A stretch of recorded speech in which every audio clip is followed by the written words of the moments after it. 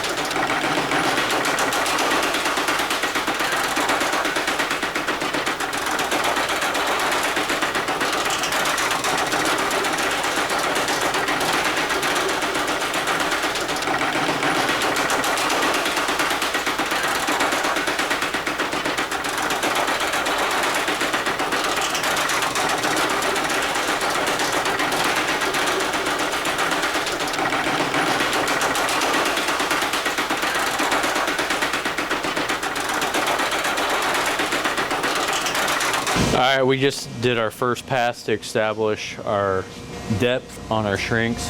The first pass, when we do this, we want to go in to where we were talking about where our highlight line will be.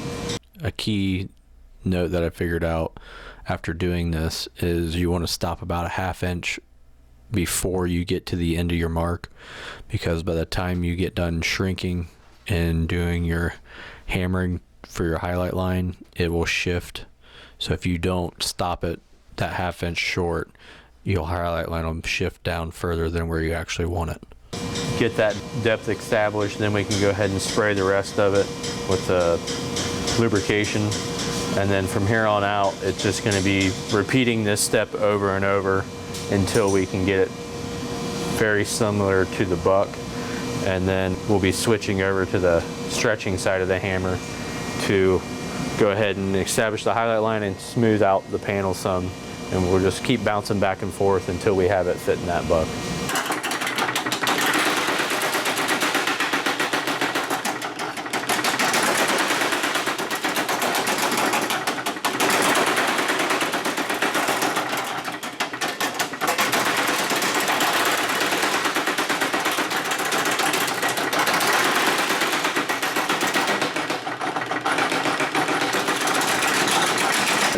All right, so now we're to the point of, I've done in roughly 4 to 5 deep shrinks and 4 to 5 catch-up passes, to where now we're gonna go in and smooth the panel back out over on the stretching side of the yoder. Once we get that smoothed out, then we'll go in and hammer in our highlight line. Once we're to that point, then we'll go ahead and probably anneal the panel and see where we're at, and then we'll probably be back over here to do quite a bit more shrinking. All right, as you can see here, this pucker gets created when shaping the piece, if you don't have it pre-formed to start with, and you kind of let it rise up the opposite way it needs to. So the way to get that out, just come over here on the table.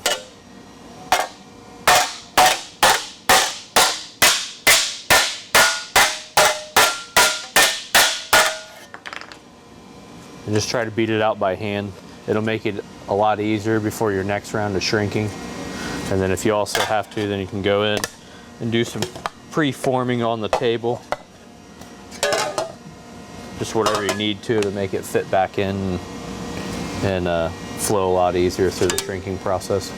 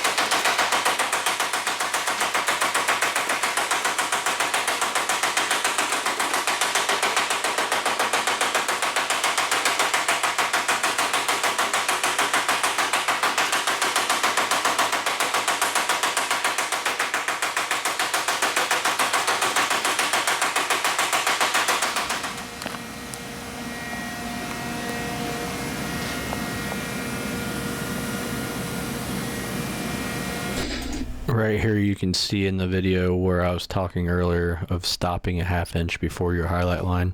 You can really tell right here where my marker line is where the highlight line should be, and you can see that it's shifted below it. Luckily in this case I had enough extra material to where I could trim it out and have the highlight line rotate up to where it should be. Alright, now we're to the point where we went ahead and just roughly smoothed out the shrinking area. To now we went in and highlighted our highlight lines where we needed to do all of our shrinks. That's the end of the V's. So what we're going to do now is we went ahead and connected them all to where we can go in and lightly hammer in our highlight line, establish that, and kind of smooth out this transition, because later on we'll come back in here with a low crown die and put a little bit of shape to it. And then after we get this highlight line established, we're going to go ahead and anneal the panel before we go do any more shrinking, just because it's getting to the point where it's work hardened.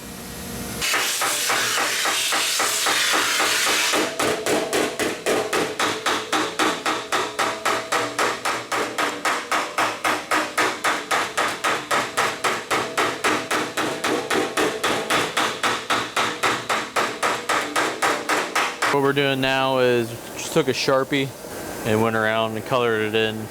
We go over the aluminum with the torch, and once the Sharpie disappears, then the aluminum has got up to temperature enough to be annealed.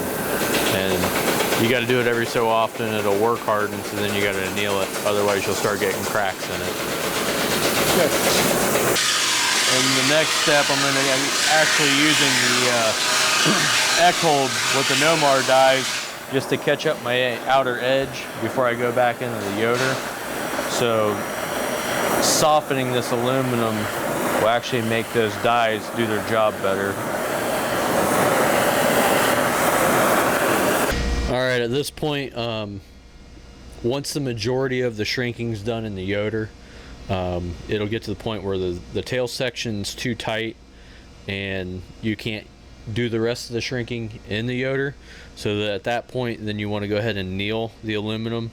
Once it's annealed, then we'll go over and finish the rest of the shrinking in the Eckhold with the Nomar shrinking dies. How are you cleaning these? It's very important when you're doing this. You have to make sure the aluminum's annealed, and then also clean these dies off. As you can see, they were caked full of aluminum, and if they're like that, they won't work correctly. So we just take brake cleaner with a rag and clean out the teeth and the plastic so they work how they're supposed to. This holds together.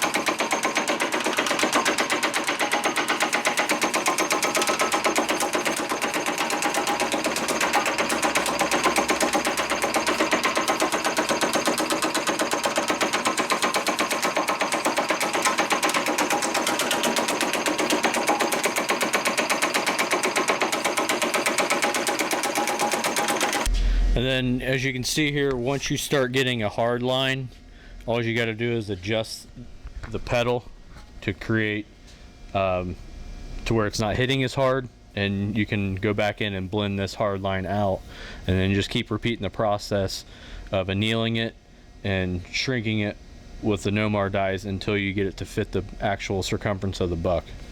So I'll go back in and eliminate this hard line right now.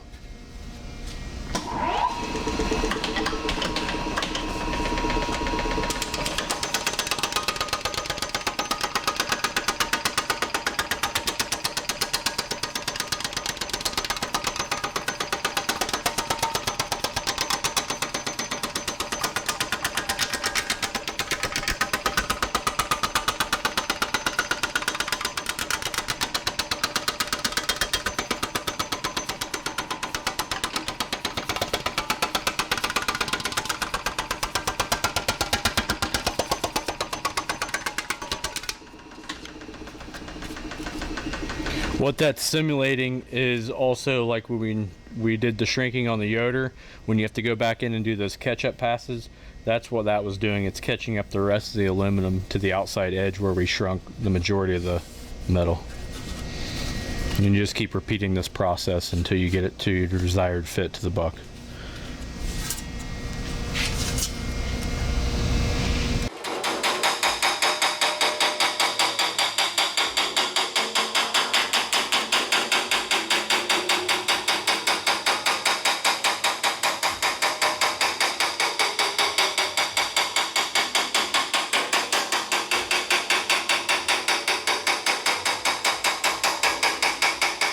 Right here in the video, I'm showing the hammer path, and if you notice throughout it, the circles get different where I've highlighted them with my finger.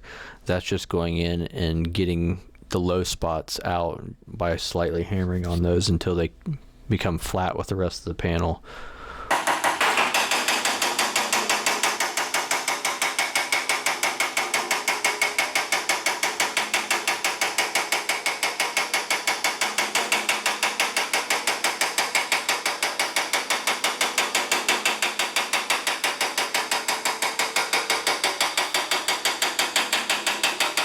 Right there you can see the ring has changed and came in about 1.5 inches from where I was. That's doing what I just explained of this, the area that needs stretched is getting smaller, which in return is the low spots starting to come out and it's starting to flatten out the panel, do my low crown shaping.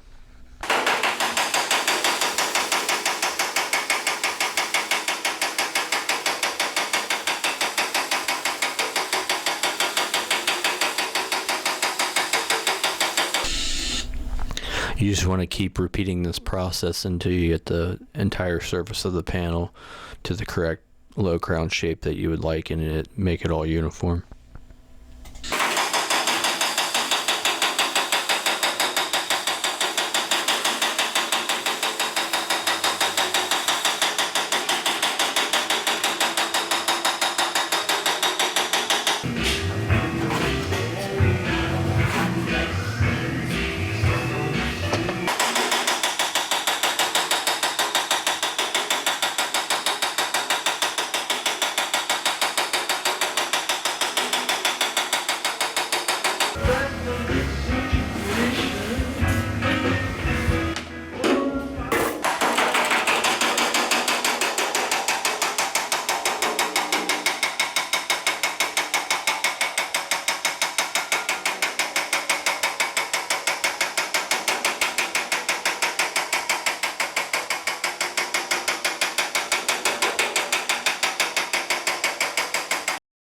At this point, we're getting close to the buck shape.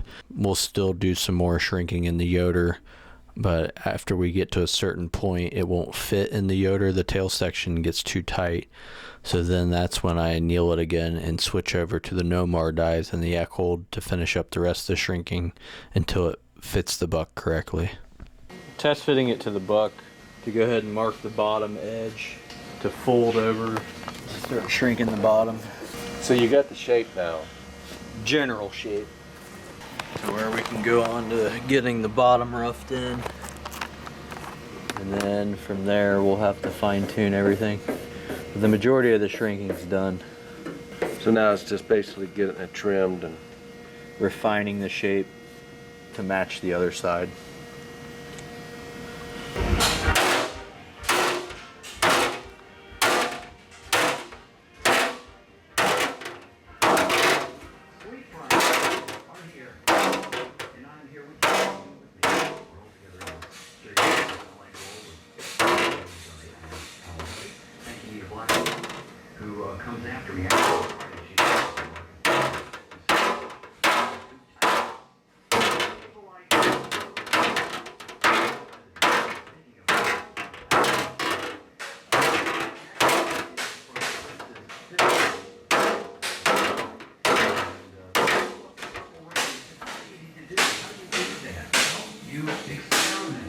Yeah, I gotta roll this whole edge over.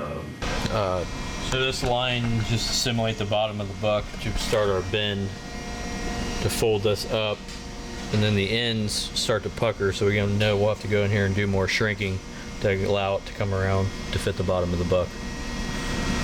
Because this bottom edge will eventually get trimmed and wire edge put in. Okay. So now we'll go shrink. On this panel and the other three, this is the first time I've done these, and I forgot through learning on the first couple ones on my highlight line, I should have stopped my shrinking about a ½ inch from it, and not doing that, it ends up pushing the highlight line down further than where it should be. So I might get lucky and have enough excess to where I can just shift the panel and trim off the top if I have enough off the bottom. If not, then you'll have to remake it.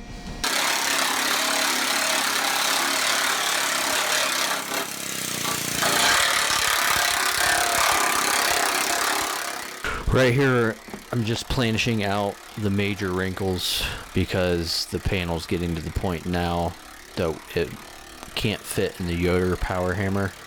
So you either have to do it in the planishing hammer or by hand to finish up the shrinking in the Nomar dies.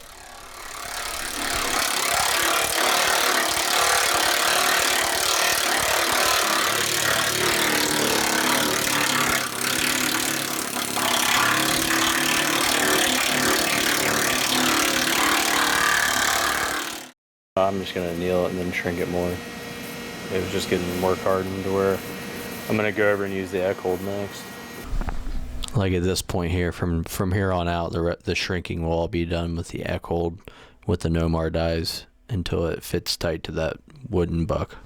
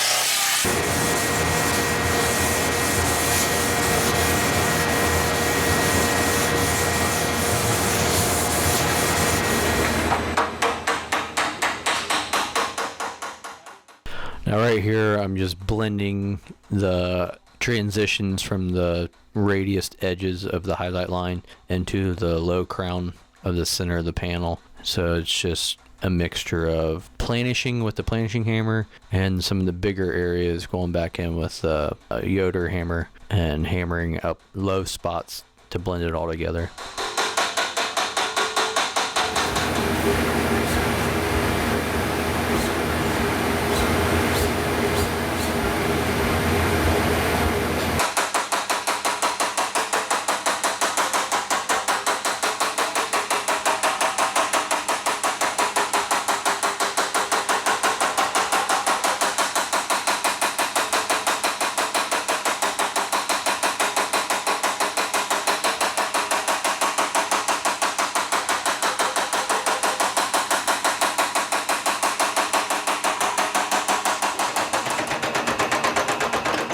Here we have the flattening die, and the purpose of this flattening die is to take overstretched metal that has either been done by the planishing hammer or the power hammer.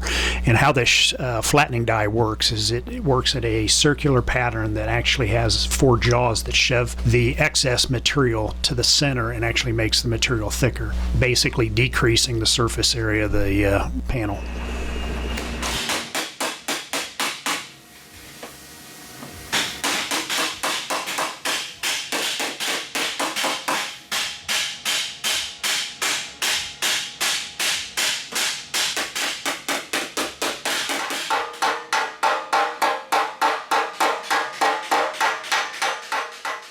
Here I'm just trying to hammer out the tail sections, make them uniform for each side to fit together and have the correct shape for when the 2 panels are actually attached to each other, they'll actually look uniform and fit together.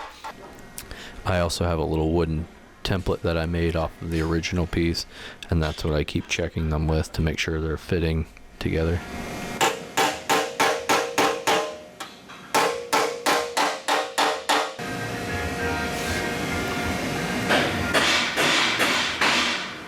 It's getting to the point now to where it's ready to start trimming and refining the piece to where the 2 can fit together better, to where one will overlap the other and the other one will slide inside the other. To make that work after trimming, once again, if you have any issues with fitment, you can go back in with the No More shrinking dies and the Eckhold and shrink more to get it to tighten up if you have spots that are necessary for it to fit together.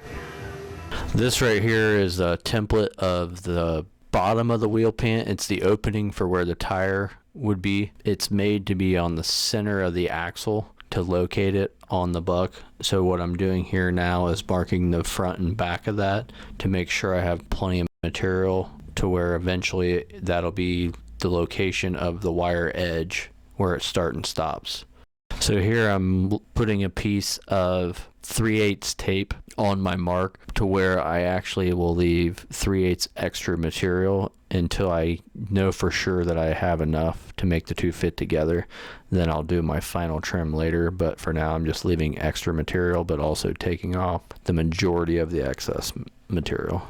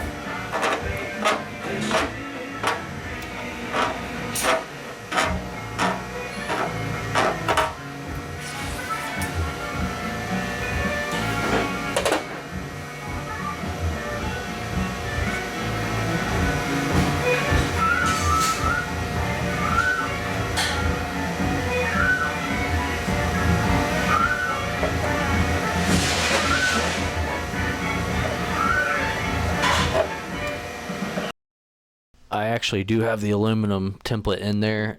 It won't fit with the other side on it, one side at a time. It is 1/8 inch wire, so you have to have 3/8 from your mark extra, which that's how you calculate your wire edge. You multiply whatever diameter wire you're using by 3, and then you need to have that amount excess to make the wire edge work correctly.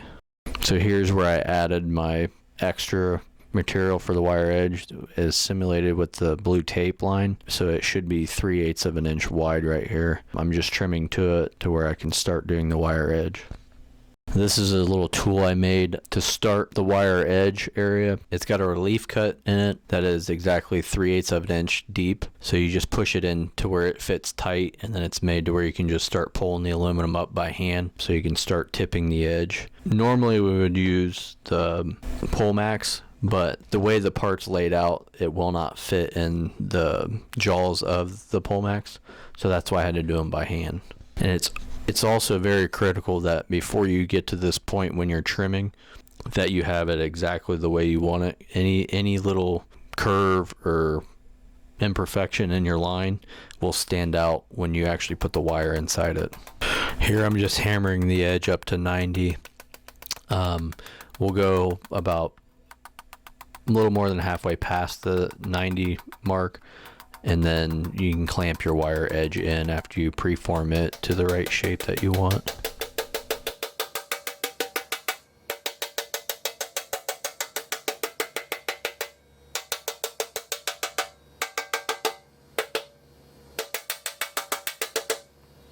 This tool right here is made to start wrapping the wire edge tight, the aluminum tight around the wire itself. The next one is made to come in and finish out the inside edge of it to where it has a nice clean look when it's done. So you just repeat that process all the way around the part until the wire edge is done. Leave the last inch on front and back undone until you have the two pieces fit together, because you'll have to trim to fit once you have them clamped together. So here I'm just trying to find center of each section or each half of the wheel pant. To do that, I put them back on the buck and attached them with some screws in the center spine of the buck, and then I got a laser level and pretty much used that on the fixture, plus just doing it by eye and getting a happy medium between the two to where I knew both pieces would fit and have enough excess to do the offset to actually start clinking them together. So here we just made a video after the fact of we already used the offset die in the air hammer, is where the other one's supposed to butt up to. So you only have to do this to one side of each part. I located it off of using the center line as where my rivet heads were going to be. So for that, the offset was supposed to be a 1/2 inch. The rivet heads were going to be a 1/4 inch in from that being the center line. So that's how I got where this offset was supposed to be located. These are the step strip reinforcements. I just copied the original parts and then clinkoed them into place. Right here I'm just simulating where they're going to be with a Sharpie. When I took them back apart, I could go in with epoxy primer and scuff up and brush on the epoxy primer before I actually installed all these pieces with rivets for the last time.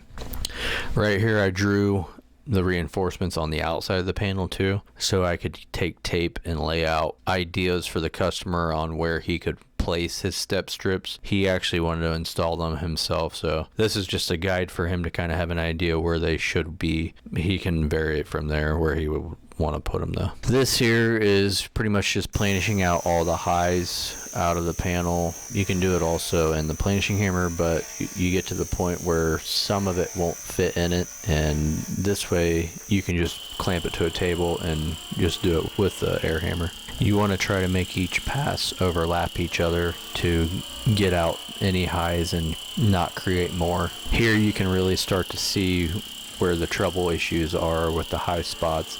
You just keep repeating this process until you're satisfied to go in with 220 and start block sanding the part to just create a better part for the customer.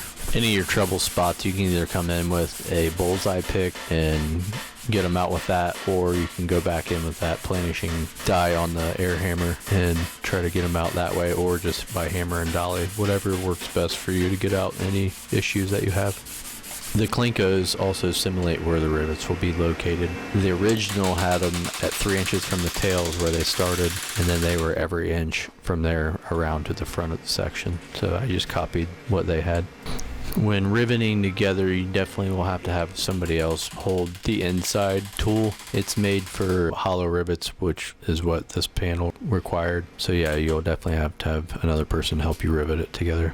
And I believe throughout the whole panel, there's 3 different size rivets that were used depending on what thickness of aluminum you have with the step plates, and then how many layers are stacked upon each other will require different size lengths.